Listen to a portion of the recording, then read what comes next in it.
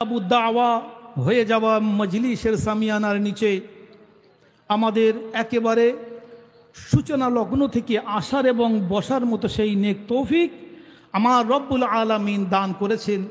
এরই জন্য আর সে আজিমের দিকে লাখো কোটি শুকরিয়া জ্ঞাপন করি।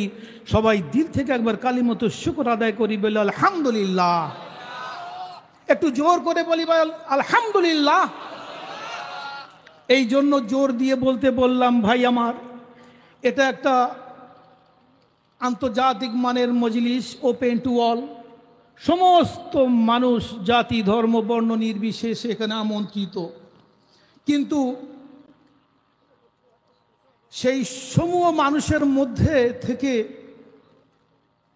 রব্বুল আলামিন যাদেরকে সেই খুশনসিব করেছেন, চুনে চুনে বেছে বেছে নিয়ে যাদেরকে এখানে মকবুল করেছেন আর মঞ্জুর করেছেন, তারাই কেবল আসতে পেরেছে। এরই জন্য আর সে আজিমের দিকে আরও একবার কালিমত শুকর আদায় করি, বলে আলহামদুলিল্লাহ। ভাই আমার, আমি না কোনো মুআল্লিম, না কোনো মুহাদ্দিস, না কোনো মুফাসসির, না কোনো ইসলামিক স্কলার, নিতান্ত সাধারণ এক অধম সামনে দণ্ডায়মান। আমার আল্লাহ রসুল কামেল মুর্শিদের হুকুমের তাজিম করার জন্য আমি এখানে দাঁড়িয়েছি। আপনারা আলেম আছেন, জ্ঞানী আছেন, মুত্তাকি পরেজগার আছেন, সর্বোপরি আল্লাহর ওলি বান্দা আছেন। আমার না আছে কোনো আমল, না আছে কোনো একিন, নিতান্ত এক অধম। কিন্তু আমাকে তো বলতেই হবে কামেল মুর্শিদের হুকুম, আমার কিছু অন্তত বলতেই হবে এখানে। তো প্রথমেই বলবো ভাই, এত বড় মজলিসের সামিয়ানা, বহু মানুষ রাস্তাঘাটে ঘুরে বেড়াচ্ছেন দেখছি। কেউ বসবেন কি বসবেন না, যাব কি যাব না, এই বলে দাঁড়িয়ে আছেন। কেউ দোকানের সামনে দাঁড়িয়ে আছেন, কেউ বা খাওয়ার সামনে দাঁড়িয়ে আছেন, কেউ বন্ধু বান্ধবে গল্প করছেন। আল্লাহ রসুল বললেন খায়রুকুম মান তাআল্লামাল কুরআন ওয়া আল্লামাহু। হে আল্লাহর বান্দারা, তোমাদের মধ্যে উত্তম মানুষ ওই যারা কোরআন শিক্ষা দেয় এবং শিক্ষা নেয়। বলি সুবহানাল্লাহ। অন্তত আজকের দিনটার জন্য, এই মুহূর্তে, এই শুভ লগ্নেতে আমার রব্বুল আলামিনের খাস বান্দা আমরা হয়ে যাই। আমরা রাস্তাঘাটে দেরি করব না, আমরা এখানে ওখানে দাঁড়িয়ে থাকব না। একটা দিনের জন্য আমরা কমসে কম আল্লাহর মাহবুব বান্দার মধ্যে গণ্য হই না।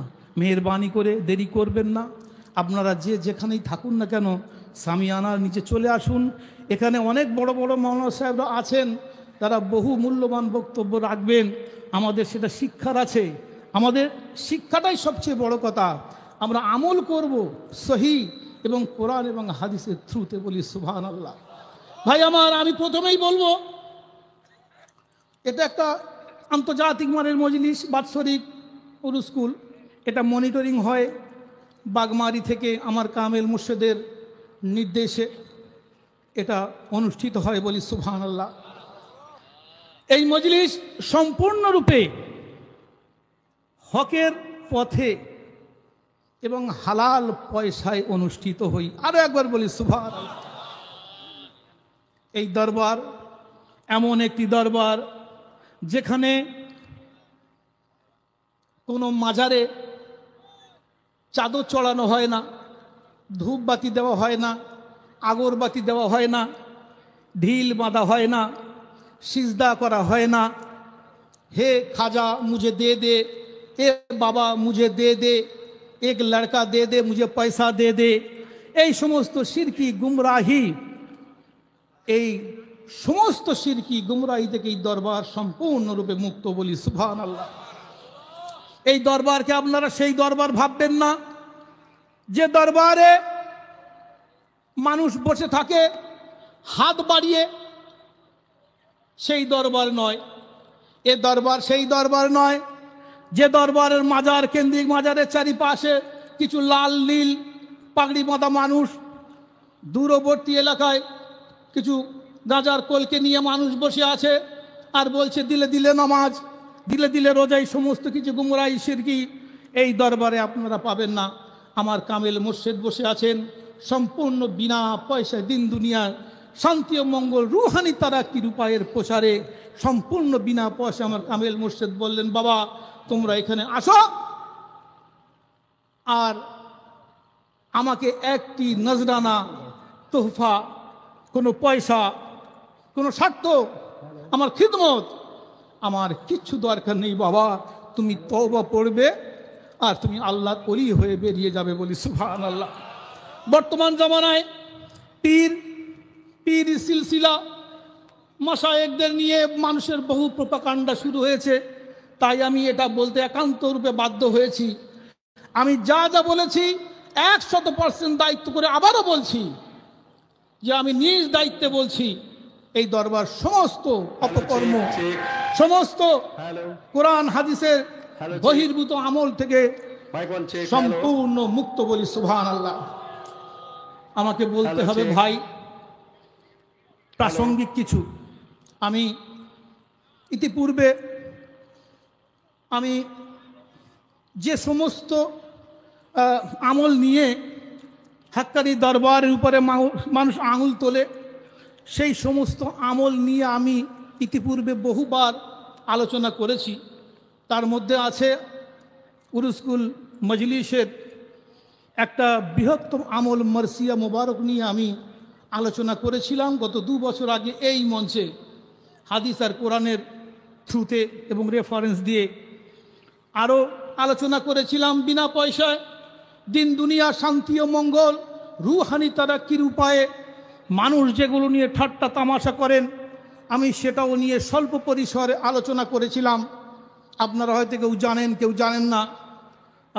কোরআন এবং হাদিসের রেফারেন্স এবং থ্রুতে বিনা পয়সায় দিন দুনিয়া শান্তি ও মঙ্গল রুহানি তারাক্কির উপায়ে কেমনভাবে হয় সেটা কোরআন ভিত্তিক, হাদিস ভিত্তিক এবং বিজ্ঞান ভিত্তিক আমি আলোচনা করেছিলাম।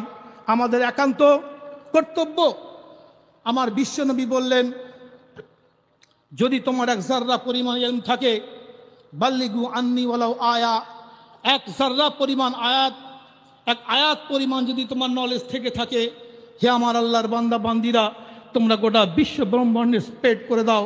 মানুষে মানুষে, মুখে মুখে, কানে কানে, ওঠায় বসে, চায়ের দোকানে, বন্ধু বান্ধবের মাঠে ঘাটে বসে এই কোরআন আর হাদিসের এই হকের কথাগুলো তাদের কানে কানে পৌঁছে দাও। বলি সুবহানাল্লাহ। শুধু দায়িত্ব এই আলেম সমাজের নয়, আমরা প্রত্যেকটা মানুষ, প্রত্যেকটা শ্রেণীর মানুষ যে যে কর্মে লিপ্ত আছি, যে যে কর্মক্ষেত্রে আছি কেন, যে যে প্রফেশনে থাকি না কেন, আমরা যতটুকু সময় পাবো বন্ধু বান্ধব সার্কেল, আত্মীয় সার্কেল, আমাদের পাড়া প্রতিবেশী সার্কেলে মুখে মুখে আমরা যদি এই হকের বাণী, হকের প্রচারটা করে দিই, আল্লাহ আমাদের নেক নিয়তকে পূর্ণতা দেবেন এবং নিশ্চয়ই আমরা সঠিক পথটা ধরে নিতে পারবো, বাগমারের দিকে দৌড়ে যেতে পারবো। বলি সুবহানাল্লাহ। আমি বলবো ভাই, কথা বাড়াবো না, অনেক গুরুত্বপূর্ণ মাওলানা সাহেবরা আছেন।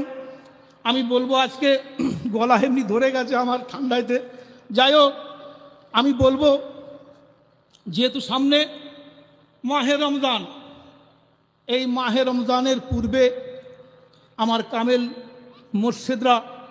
মুর্শেদগণ এই হুকুম দিয়ে গেছেন, বাবা তোমরা শাবান মাসে যে যত পারো রোজা রাখো, শাবান মাসে যে যত পারো রোজা রাখো, কারণ আমার বিশ্ব নবী সবচেয়ে বেশি রোজা রেখে গিয়েছিলেন এই শাবান মাসে। বলি সুবহানাল্লাহ। আম্মা জান আয়েশা সিদ্দিকা রাদিয়াল্লাহু তাআলা আনহা, সহিহ মুসলিমের হাদিস, তিনি বললেন, বিশ্ব নবীকে আমি দেখিনি রমজান মাস ছাড়া আর কোনো মাসে সারা মাস রোজা রাখতে, এবং আমি এটাও দেখিনি যে শাবান মাসের থেকে আর বেশি রোজা আর কোনো মাসে তিনি করেছেন। বলি সুবহানাল্লাহ। তাহলে বিশ্ব নবী এই শাবান মাসে সবচেয়ে বেশি রোজা রেখেছিলেন মাহে রমজানকে সুস্বাগতম জানানোর জন্য। বলি সুবহানাল্লাহ।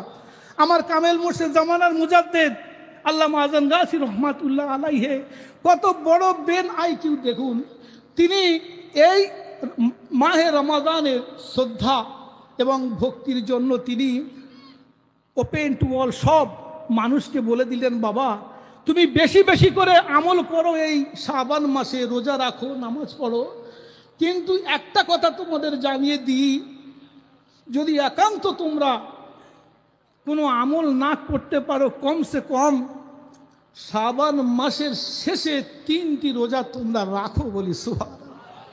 যদি একান্ত 3টা না পারো 2টি রাখো, 2টি না পারো কমসে কম রমজানের সম্মানে 1টি রোজা তোমরা রাখো। বলি সুবহানাল্লাহ। এটা বহু মানুষের বিতর্কের কারণ বিতর্ক হওয়ারই কারণ হাদিস শরীফ যে বার্তা দিয়েছে মানুষ সেটা ভুল ব্যাখ্যা করে তারা এটা বিতর্কের কারণ সৃষ্টি করেছেন। আমি জানি না কেন এই সমস্ত অপব্যাখ্যা হয়, তবে আমাদের প্রত্যেকের এটা জেনে নেওয়া দরকার। সহিহ বুখারীর হাদিস বর্ণনাকারী আমার আল্লাহ রসুলের কলিজার টুকরা সাহাবী হযরত আবু হুরায়রা রাদিয়াল্লাহু তাআলা আনহু, তিনি বলেন, ক্বালা রাসূলুল্লাহ সাল্লাল্লাহু আলাইহি ওয়াসাল্লাম, আমার বিশ্ব নবী জানিয়ে দিয়ে গেলেন। কি জানিয়ে দিয়ে গেলেন? লা ইয়াতাকাদ্দামান্না আহাদুকুম রমাদানা বিসাওমিন ইয়াউমুন আও ইয়াউমাইন। সুবহানাল্লাহ বলি। আমার বিশ্ব নবী বলেন, ক্বালা রাসূলুল্লাহ সাল্লাল্লাহু আলাইহি ওয়াসাল্লাম, আমার বিশ্ব নবী জানিয়ে দিয়ে গেলেন, ও দুনিয়ার বান্দা বান্দিরা শুনে রাখো, জেনে রাখো, আমি আখেরি জামানার পয়গম্বর দুনিয়াবাসীদের এলান করে গেলাম। কি এলান করে গেলাম? লা ইয়াতাকাদ্দামান্না আহাদুকুম রমাদান বিসাওমিন ইয়াউমুন আও ইয়াউমাইনে। আমি তোমাদের এলান করে গেলাম, রমজানের রোজা শুরু হওয়ার আগে লা ইয়াতাকাদ্দামান্না, তোমরা যেন পূর্বে অনুষ্ঠিত করো না, এ কাজ করো না, আহাদুকুম তোমাদের মধ্যে রমাদানা বিসাওমিন রমজানের রোজার পূর্বে ইয়াউমুন আও ইয়াউমাইন, একদিন অথবা 2 দিন পূর্বে তোমরা রোজা রেখো না। আল্লাহু আকবার বলি। তাহলে ক্লিয়ার হয়ে গেল, আপনারা যে সমস্ত প্রোপাগান্ডা চালিয়েছিলেন এই পর্যন্ত হাদিসটা ব্যাখ্যা করলে আপনাদের ওই প্রোপাগান্ডায় রাইট মার্কস পড়ে গেল, তাই না? আল্লাহ রাসূল বললেন, লা ইয়াতাকাদ্দামান্না আহাদুকুম রমাদানা বিসাওমিন ইয়াউমুন আও ইয়াউমাইন। রমজানের পূর্বে অর্থাৎ রমজান শুরু হওয়ার পূর্বে 1 দিন অথবা 2 দিন আগে তোমরা রোজা রেখো না, তাই না? আপনাদের স্বপ্ন সম্পূর্ণ হয়ে গেল, তাই না? কিন্তু না, আমার আল্লাহ রসুল হাদিসটা ওখানে শেষ করে নাই। আমার বিশ্ব নবী আখেরি জামানার পয়গম্বর জানিয়ে দিয়ে গেলেন, ইল্লা আইয়াকুনা রাজুলুন, ও আল্লাহর বান্দা বান্দিরা শুনে রাখো, জেনে রাখো, ইল্লা আইয়াকুনা রাজুলুন, তোমাদের মধ্যে এমন মাহবুব বান্দা আছেন যারা দীর্ঘদিন রোজা করে অভ্যস্ত, যাদের তাকত কুওয়াত মনোবল আছে, ইয়াকুনু সাওমাহু, যারা রোজা করে নফল রোজা করে চিরদিনের জন্য অভ্যস্ত আছে, ফালাইয়াসুম যালিকাল ইয়াউম, ওই বান্দা বান্দীদের জন্য আমি নির্দেশ দিয়ে গেলাম তারা যেন অবশ্যই ওই দিনগুলোতে রোজা রাখে। সুবহানাল্লাহ বলি। এখন আরবি গ্রামার মানে আরবি এমন একটা ভাষা, এই ভাষাটা অ্যাসার্টিভ নেগেটিভ সেন্টেন্সে বেশিরভাগ বেস করে আছে। Assertive negative sentence. দেখুন আমাদের কালমাটা কি? লা ইলাহা ইল্লাল্লাহ। লা ইলাহা যদি এখানে পড়ে আমরা শেষ করে দিই তাহলে কিন্তু আমরা কাফের হয়ে যাব, তাই না? আমাদের ঈমান চলে যাবে। যতক্ষণ না আমি বলবো ইল্লাল্লাহ, লা ইলাহা, কোনো প্রভু নেই, মিটে গেল, তো আমি কি হয়ে গেলাম? ইসলাম থেকে খারিজ হয়ে গেলাম। যতক্ষণ না আমি বলবো ইল্লাল্লাহ, ততক্ষণ না আমি মোমেন বান্দা নই বলি সুবহানাল্লাহ। আমার বিশ্ব নবী বলেন, লা ইয়াতাকাদ্দামান্না আহাদুকুম রমাদান বিসাওমিন ইয়াউমুন আও ইয়াউমাইন, তোমরা রমজান মাসের পূর্বে 1 বা 2 দিন রোজা রেখো না। ও আল্লাহর বান্দা বান্দিরা, শুনে রাখো, জেনে রাখো, হয়তো এমন এমন বান্দা বান্দি আছে বড় অসুস্থ, বড়ই পেরেশানের মধ্যে আছে, 2 দিন রোজা রাখলে হয়তো রমজানের রোজা তার পূরণ করতে সমস্যা হবে। কিন্তু বিশ্ব নবী বললেন ইল্লা আইয়াকুনা রাজুলুন, কিন্তু ওই বান্দা বান্দিরা অবশ্যই রোজা রাখবেন যারা রোজা করে অভ্যস্ত, তারা ওই দিনগুলোতে ফালিয়াসুম যালিকাল ইয়াউম, ওই দিনগুলোতে যেন অবশ্যই রোজা রাখেন। সুবহান। আমার কামেল মুর্শিদ বললেন, বাবা, আমার বিশ্ব নবী বলে গিয়েছেন তাআল্লামাল ফারাইদ ওয়াল কুরআন, ও দুনিয়ার আলেমরা, বান্দা বান্দিরা, তোমরা ফরজ এবং কোরআন শরীয়তিক বিধান শিক্ষা করো। ও আল্লিমুন নাস, এবং সমস্ত মানুষের এই কোরআনের সঠিক শিক্ষা দাও। সুবহানাল্লাহ। আমার কামেল মুর্শিদ বললেন, বাবা, আমার রসুল নিষেধ করে যাননি, আমার রসুল বলে গিয়েছেন যাদের শক্তিমত্তা আছে, যারা রোজা করে অভ্যস্ত, তারা যেন ওই দিনগুলোতে রোজা রাখে। হাক্কানি দরবারটা কেমন দেখলেন তো? হ্যাঁ, দিব্যি বলে একেবারে মানুষ ওই দিনে রোজা রাখা যাবে না। কানে কানে মোবাইলে ইউটিউবে কি বার্তা ছড়াচ্ছে, বাহাদুরি। কিন্তু তুমি এই হাদিসটা যদি অপব্যাখ্যা করো, তাহলে লা ইলাহা বলেই তুমি ছেড়ে দাও, তাই না? অ্যাকর্ডিং টু আরবিক গ্রামার, লা ইলাহা ইল্লাল্লাহ, তুমি মানে ইল্লাল্লাহ বলতে গেলে তাহলে ইল্লা আই ইয়াকুনা রাজুলুন, আবার মানে হাদিসটা তোমার ওখান থেকে শুরু করতে হবে বলি সুবহানাল্লাহ। তাহলে কামেল মুর্শিদ বলেন, বাবা, এটা শুধু একটা দরবার নয়, এটা ওলি গড়ার কারখানা বলি সুবহানাল্লাহ। কেমন ভাবে দেখলেন? হাক্কানি দরবারের প্রত্যেকটা মানুষ একেবারে যারা বিছানায় শুয়ে আছে, আমার মনে হয় সেই মুরিদগণও এই 2-3টে রোজা ছাড়েন বলে আমার মনে হয় না বলি সুবহানাল্লাহ। তাহলে আল্লাহ রসুল যে সম্মান মাহে রমাদানকে দিয়ে গিয়েছিলেন, সে সম্মান একমাত্র বুকে হাত দিয়ে বলতে পারে হাক্কানির দরবার পূর্ণভাবে পালন করে চলেছে বলি সুবহানাল্লাহ। এবারে আমি বলবো, ভাই আমার, ইফতার সাহারি নিয়ে বড় বিতর্ক, ইফতার নিয়ে বড় বিতর্ক। আচ্ছা, আমি এই টপিকটা একটু শেষ করি, তার আমাদের মধ্যে একটা সম্পূর্ণ ক্লিয়ার হয়ে গেল, তাই না? আমি প্রথমে বলেছি শুধু আলেমের দায়িত্ব নয়, আল্লাহ রসুল ইন জেনারেলি সবাইকে বলে গেছেন, তাই না? সবাইকে বলে গেছেন যে বাল্লিগু আন্নি ওয়ালাউ আয়া, আমার পক্ষ থেকে একটি আয়াত পরিমাণ যদি তোমার জ্ঞান থাকে, তুমি যতটুকু পারো তুমি ছড়িয়ে দাও। তাহলে আজ থেকে আমরা অন্তত এই সমস্ত ইলজাম থেকে মুক্ত হলাম। সহিহ বুখারীর 1914 নম্বর হাদিস, আবু হুরায়রা রাদিয়াল্লাহু তাআলা আনহু থেকে বর্ণিত, আপনারা দেখে নেবেন। বাংলা ট্রান্সলেশনে লেখা আছে যে ওই 2 দিন রোজা করবেন না। কত বড় মানে এখানে আমরা ভুল করছি, একটু দেখে নেবেন। আমি হাদিসের সন্ধান দিয়েছি, তাহলে এখানে মিটে গেল। আমরা একটু এটা কাউন্সিলিং করব, সবাইকে জানাবো যে এই দিনগুলোতে আমাদের অবশ্যই রোজা রাখতে হবে, যদি আমাদের সেই শক্তিমত্তা থাকে বলি সুবহানাল্লাহ। আমরা একটু বলবো এই নিয়ে, সাহারি আর মানে ইফতার নিয়ে। সময় তো আমার শেষ, তবু 2 মিনিট আমি সময় চেয়ে নিচ্ছি, যেহেতু এগুলো গুরুত্বপূর্ণ জিনিস আমাদের প্রত্যেকের জানা দরকার। তাইলে আমাদের সন্তানেরা কিছুদিন পর তারা পড়াশুনো না শিখে হাক্কানি দরবারের দিকে আঙুল তুলবে, ঠিক কি না?